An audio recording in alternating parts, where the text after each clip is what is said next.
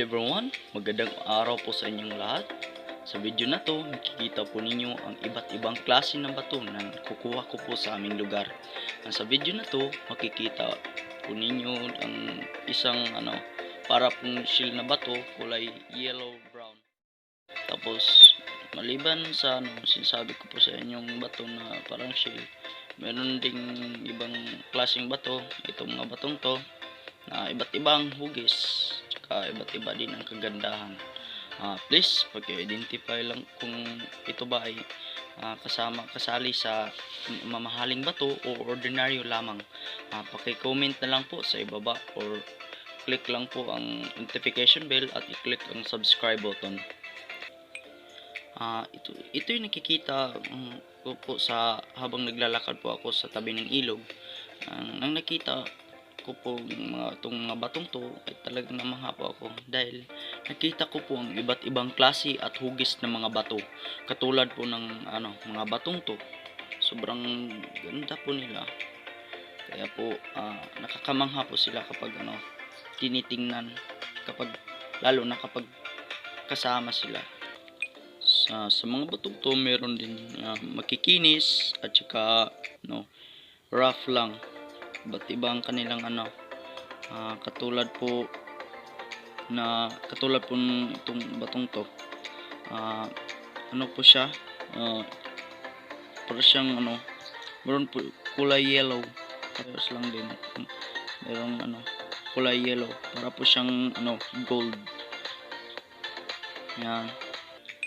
At ito naman ay kapag tinignan nyo po ng itong batong to ay masilaw siya kapag inano mo to sa araw, lalo na kapag alas 12 ng tanghali. Masisilawan ka talaga kapag tiningnan mo to ng matagalan. At ito din batong to ay medyo makinis siya po siya. Tapos square, para po siyang gold sa ilalim.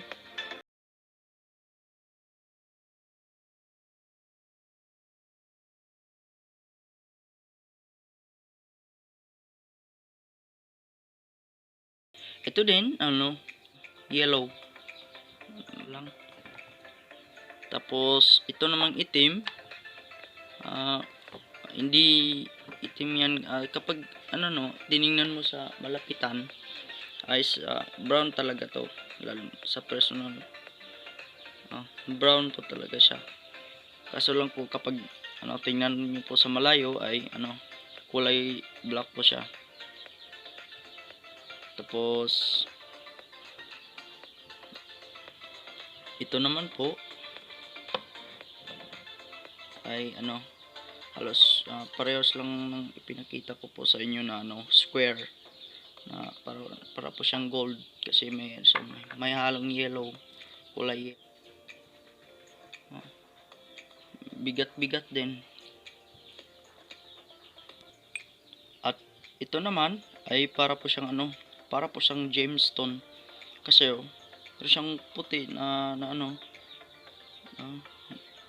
makinis po siya, para po kasi siyang gemstone kasi meron po siyang konting mga sides.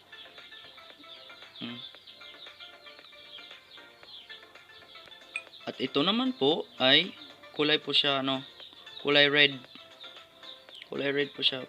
Halos parehas lang ng batong to, kaso lang mas siya mas makinis yung nasa niya, pero yung sa ilalim ay hindi na, rough lang. Kulay siya, kulay red na may pagka yellow. Ganda din. At ito naman ay para po siyang makinis siya at maliit yung niya, katulad ng batong to, pareho kasi maliit po yung mga niya, kumikintab yung sobrang ganda. Tapos sa ilalim kulay kulay puti na. Yan, ganda po siya. Okay, Lipat naman tayo. Dito naman tayo sa ano, kulay brown po yung batong to. Oh, para po siyang ano, chocolate. Yung chocolate na palaging ano, binibili sa tindahan. Yung paborito ng mga bata. Yung kadalasang ano, kinakain. Yan po. Makinis din siya. Tulad din ng ibang bato na nandito. Pero itong batong to ay mas maganda talaga to. Ito mas nakaano tong batong to kasi ano, kapag inano mo sa kamay mo yung ano, yung kinis niya ay ano, marirelax ka talaga. Kasi ano, sobrang kinis niya po. Pero sa ilalim, hindi na.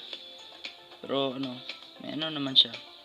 Maganda lang kapag ano, lalo na kapag merong ano, konting problema, walang magawa, ano lang sa ano, kamay. At alam nyo po ba kung anong bato ang pinaka nagustuhan ko po sa lahat na maliban sa mga batong to? Ito po. Kamo na. Okay. Yan po ang ano, pinaka nagustuhan ko pong bato. Yung ano, kristal. Kung maganda man tong batong to kasi kulay yellow po siya na parang shell. Yellow na may pagka brown. Bigyan po natin ng space sa gitna para kasi siya pong reyna. Siya ang pinakamaganda. Okay. Yan.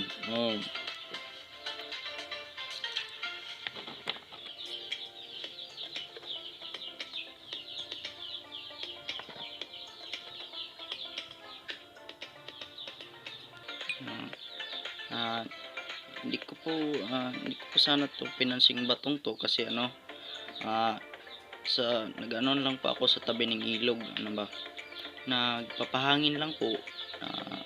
Di ba gusto po natin ano, minsan gusto po natin mapag-isa or gusto natin ano, magpahangin para mawala yung problema. Parang po siya po ang kakaiba. Sobrang ganda niya po. Kaya yun. Kaya kinuha ko po, dinala ko po sa ano, bahay. Tsaka ito.